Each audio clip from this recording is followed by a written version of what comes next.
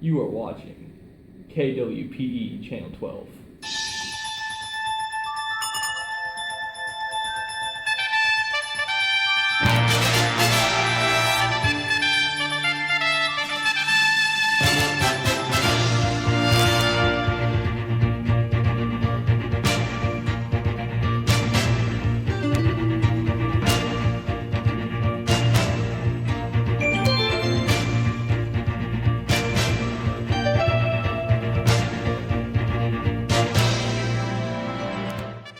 Good morning, I'm Susan Sterling and you are watching KWPE News Channel 12.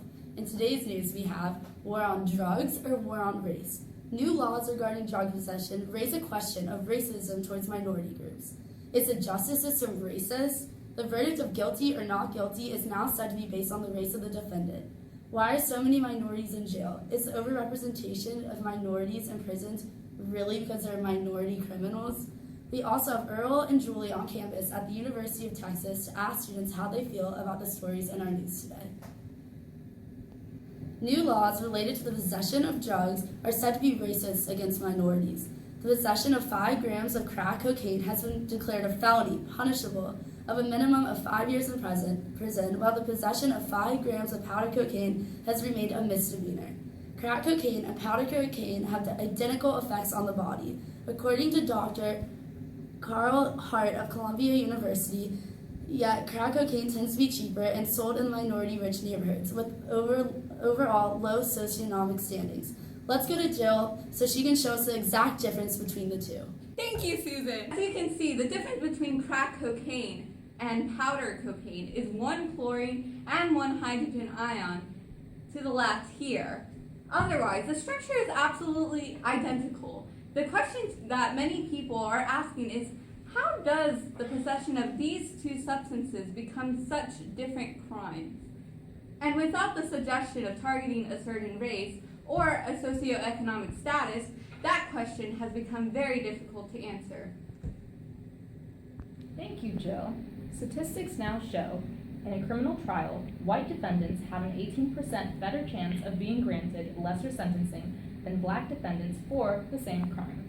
However, multiple studies involving controlled trials dealing with intra and interracial rape show inconclusive evidence as to whether this statistic is a coincidence or a corruption.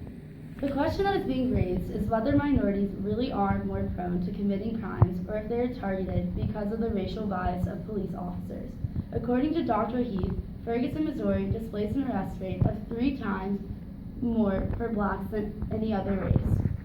This can be seen as well in USA Today's review of FBI databases that blacks have the highest arrest rates compared to any other races in America.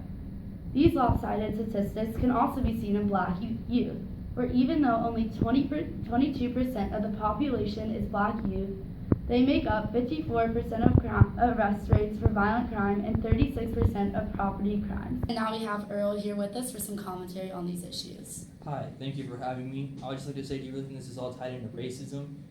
Can't educational differences also explain the lopsided arrest rates? Children who drop out are more likely to commit crimes, and statistics show that blacks are more likely to drop out of school, thus committing more crimes than other racial groups.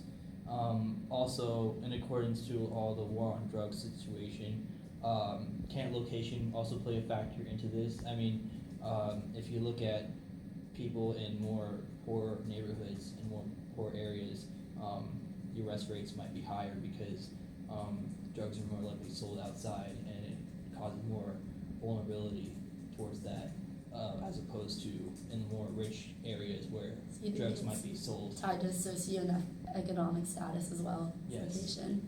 And also going back to blacks in schools, do you believe that because they're underserved in schools, that's why they're more likely? Definitely, I feel Okay. like if blacks are more underserved, thus They're making gonna them drop out. Yeah. Valid points. How does the adult youth feel about these new laws, studies, and statistics? We have Julie on the University of Texas campus to find out. Julie Jefferson here. I'm here at the University of Texas at Austin campus to interview students about how they feel about these matters. This is Dan. Hello, Dan. How are you today? Very good. Do you mind if I ask you a few questions? Definitely. Have you ever felt like others' perceptions of the hostility and criminalized nature of your racial group or lack thereof affect your actions towards those who strongly influence the criminal justice system, and why?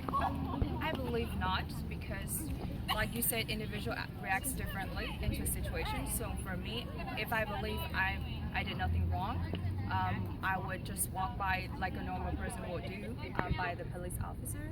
So I wouldn't feel any guilt. But if I did something wrong, then of course your reaction will be definitely different than who did nothing wrong and walking by the police officers. Alright. What factors, in your opinion, would lead to one racial group being more likely to get arrested than people in another racial group for committing the same crime?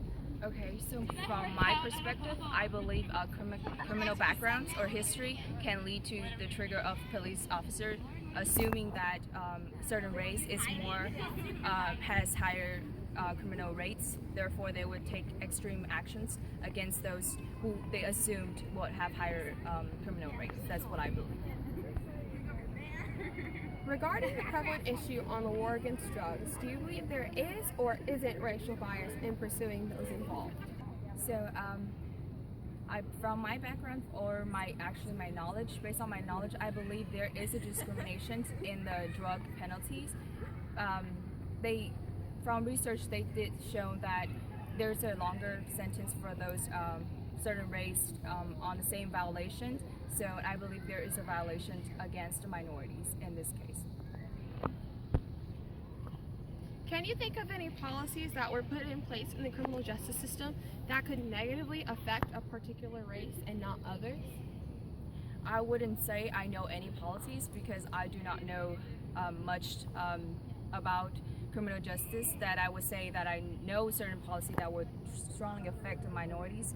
But I would say that I don't believe that there is any policy that would, in the justice system, that would against minority. It's based on the judges, that how they perceive things. Thank you, Dan. Well, here you have it. Now back to the studio. Thank you, Earl and Julie and UT students. That is all we have for the morning news today. I'm Susan Sterling, and this is KWPE News Channel 12.